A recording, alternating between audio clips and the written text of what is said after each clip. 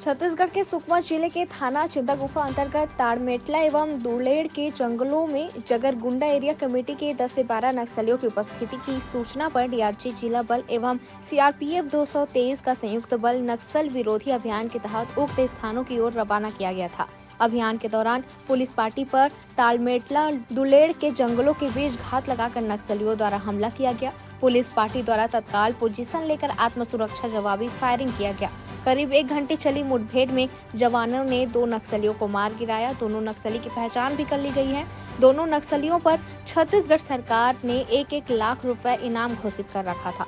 इन दोनों पर थाना चिंतागुफा क्षेत्र अंतर्गत पूर्व में हुए शिक्षा दूत कवासी सुक्का एवं वर्तमान उप सरपंच ताड़मेटला पंचायत माडवी गंगा की हत्या, निम्पा के पास ओरसा कोसा की पुलिस मुखबिरी के शक में हत्या जैसे अपराध से संलिप्त है। घटनास्थल में एक 12 बोर डबल बैरल राइफल एवं 1 नग पिस्टल बरामद हुआ है। आपको बता दें कि इलाके की गहन सर्चिंग भी की जा रही है। जगदलपुर से विजय पचौरी की रिपोर्ट।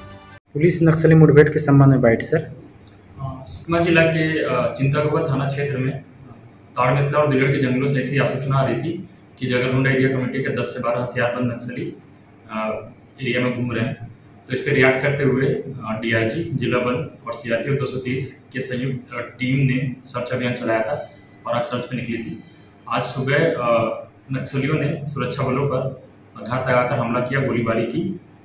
सभी सुरक्षा बलों ने अपने बचाव में पोजीशन लिया और आत्मरक्षा में जवाबी फायरिंग की। जवाबी फायरिंग और नक्सलियों की फायरिंग समाप्त होने के बाद टीम ने एरिया में सर्च अभियान चलाया, ढूंढा तो 2 पुरुष नक्सलियों का शव सुरक्षा बलों को मिला है।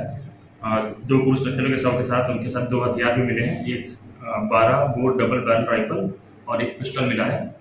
दोनों नक्सलियों की पहचान हो गई है। दोनों इनामी नक्सली हैं। दोनों पे 1-1 लाख का इनाम पहले से घोषित है।